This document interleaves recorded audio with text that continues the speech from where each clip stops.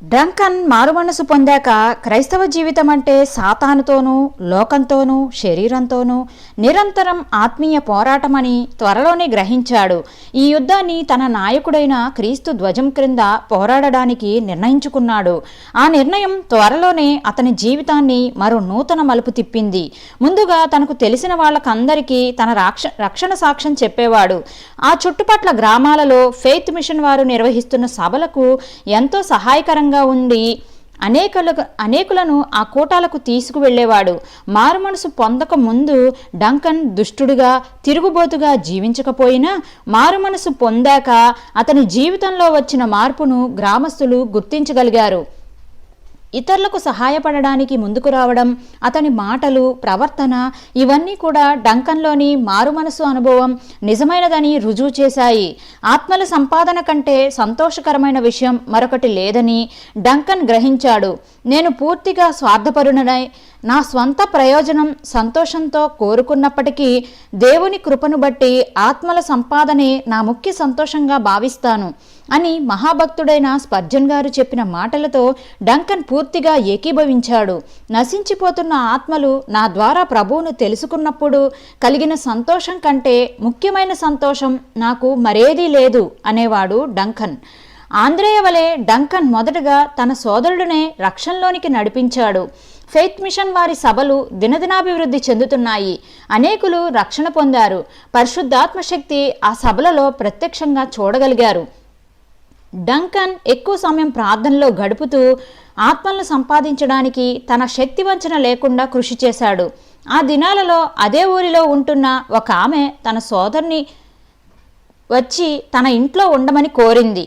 ఆమె కోరిక ప్రకారం ఆమె సోదరుడు ఆర్కిబాల్డ్, అతని భార్య మార్గరెట్ తన కుటుంబంతో వచ్చారు. ఆర్కిబాల్డ్ తన కుమార్తె షోనాను వెంట పెట్టుకుని వారం రోజులు ముందుగానే వచ్చి అక్కడ అన్ని ఏర్పాట్లు పూర్తి చేసి కుమార్తె షోనాను తన సోదరి వద్ద విడిచిపెట్టి మిగిలిన కుటుంబాన్ని తీసుకురావడానికి వెళ్ళాడు. తెలిసిన వాళ్ళు షోనాను ఫెయిత్ మిషన్ వారి సభలకు ఆ రాత్రి తీసుకువెళ్లారు.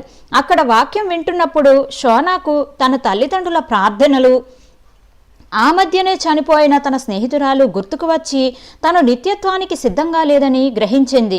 వెంటనే ఆమె మనస్సులో కలవరం బయలుదేరింది. కానీ స్వభావ సిద్ధంగా భయస్థురాలు గనుక తీర్మానం కోసం అడిగినప్పుడు లేచి ముందుకు వెళ్ళలేకపోయింది.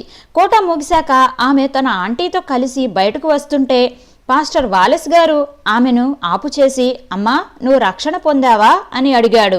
ఈలోగా ఆమె ఆంటీ కలగ చేసుకుని, మా షోనా చాలా మంచి క్రైస్తవ కుటుంబంలో పెరిగిందండి అంది.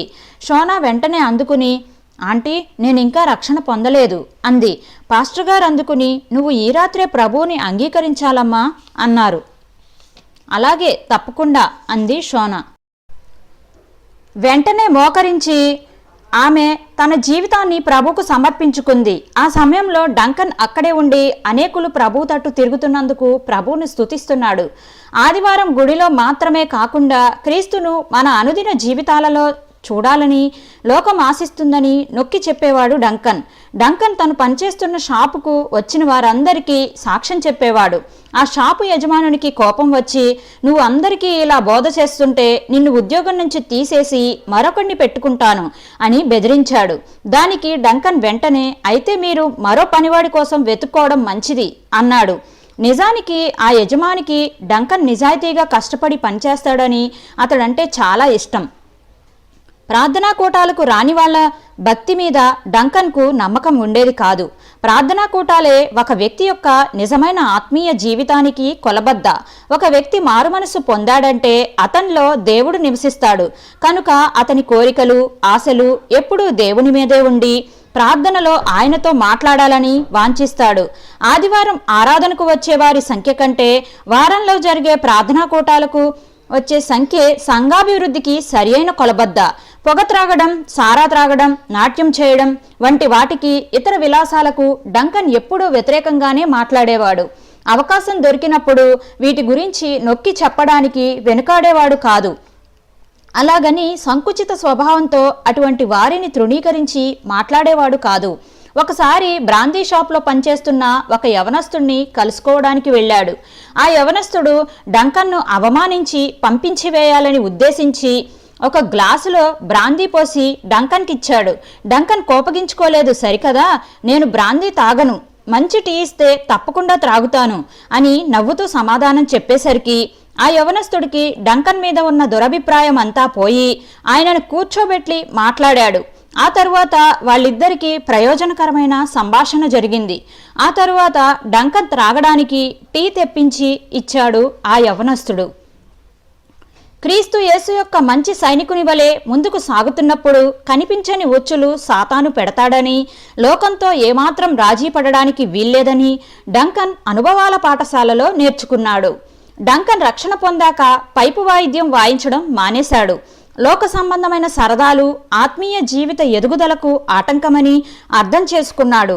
అయితే ఒకసారి వాళ్ళ ఇంటికి బంధువులు వచ్చినప్పుడు డంకన్ అక్క తన తమ్ముడు ఎంత బాగా వాయించగలడో వాళ్ళు తెలుసుకోవాలని డంకన్ను పైపు వాయిద్యం వాయించమని గట్టి పట్టుపట్టింది. అక్క అంత బలవంతం చేస్తుంటే డంకన్ చివరికి లొంగిపోయి పైపు వాయిద్యం వాయించాడు. వెంటనే అతనిలో వెలుగు ఆరిపోయినట్లయింది. అతనిలో సంతోషం, సమాధానం మటుమాయమయ్యాయి. అతనిలోనికి అతిశయం వచ్చి దేవునికి దుఃఖం కలిగింది. కలవరంతో చేతిలో వాయిద్యం క్రింద పడేసి వెళ్ళిపోబోతుంటే బయట పనిచేస్తున్న డంకన్ తల్లి లోపలికి వచ్చింది. డంకన్ రక్షణ పొందాక అతని సాక్ష్యం, ప్రవర్తన చూసి ఆమె కూడా రక్షణ పొంది ప్రభువును వెంబడించాలని తీర్మానంలోకి వచ్చింది. అయితే డంకన్ మరలా వాయిద్యం వాయించగానే ఆమెలో ఒక రకమైన నిరాశ చోటు చేసుకుంది. డంకన్ మరలా పాత జీవితానికి తిరిగిపోయాడనుకుని అన్నను చూడగానే క్రీస్తులో తృప్తి లేదా అని అడిగింది. ఆ మాట వినగానే డంకన్కు కత్తితో పొడిచినట్లయింది. అతనిలో ఉన్న వేదన 10 అంతలయ్యింది. ఆ రోజంతా తన అపజయానికి ఎంతో ఏడ్చాడు. ఆ సాయంకాలం భరించలేని వేదనతో మిస్సెస్ గ్రే అనే విశ్వాసురాలింటికి వెళ్ళాడు. ఆమె లోతైన ఆత్మీయానుభవం కలిగి అనేకులను తల్లిలా ఆదరించి బలపరిచేది. డంకన్ ఆమె వద్ద కూర్చుని తన మనస్సులోని బాధనంతా వెళ్ళగక్కాడు. ఈరోజు నేను ప్రభువును దుఃఖపెట్టాను అంటూ ఏడ్చాడు. మిస్సెస్ గ్రే అతన్ని బలపరిచి, ఈ విషయాన్ని దేవుని చేతుల్లో విడిచిపెట్టు, దేవుడు నీకు తప్పకుండా జయం దయచేస్తాడు అని ధైర్యం చెప్పింది. ఇటువంటి సంఘటనలు సాతాను యొక్క కుతంత్రాలను గ్రహించి తప్పించుకోవడానికి సహాయపడ్డాయి.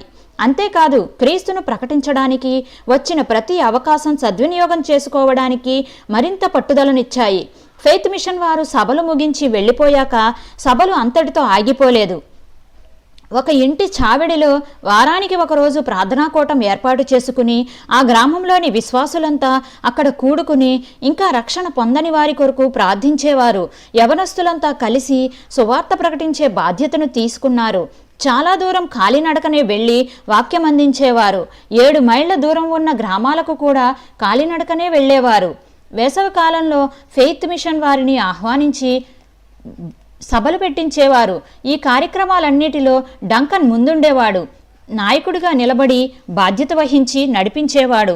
ఆదివారం మధ్యాహ్నం డంకన్, అతని తల్లి జేన్ ఇద్దరు కలిసి ఆ గ్రామంలో అస్వస్థతగా ఉన్నవారి ఇళ్లను దర్శించేవారు. పాటలు పాడి, వాక్యం చదివి, ప్రార్థన చేసి అలసిపోయిన హృదయాలకు ఆదరణ అందించేవారు. ఇంత సేవ చేస్తున్నప్పటికీ డంకన్ పరిపూర్ణుడేమీ కాదు. అతనిలో అసహనం ఎక్కువ. తనతో సహకరించని వారి పట్ల అతనికి సహనం ఉండేది కాదు. ఒక ముఖ్యమైన సంఘటన ఆయన ఎప్పుడు గుర్తుంచుకునేవాడు. డంకన్ సొంత సంఘంలో ఫెయిత్ మిషన్ వారికి ఎక్కువ సహకారం ఉండేది కాదు. రక్షణను గురించి ఎక్కువగా నొక్కి చెప్పేవారు కాదు. ఇది డంకన్కు నచ్చలేదు. ఆ సంఘాన్ని విడిచిపెట్టి స్థానికంగా ఉన్న మరో సంఘానికి వెళ్ళిపోవాలనుకున్నాడు. తన అభిప్రాయాలన్నీ తీవ్ర స్వరంతో తల్లికి చెప్పాడు. ఆమె సానుభూతితో అంతా విని, బాబూ, దేవుడు నీ జీవితాన్ని వెలిగిస్తే చీకటిలో ప్రకాశింపచేయి అంది. డంకన్ తల్లి మాటలు విని సొంత సంఘంలోనే ఉండిపోయాడు. అయితే ప్రార్థనాకూటాలకు వేరు చోట్లకు వెళ్ళి సంతృప్తి పడేవాడు. అయితే అతని సహనానికి ఫలితం కొన్నాళ్ల తర్వాత కనిపించింది.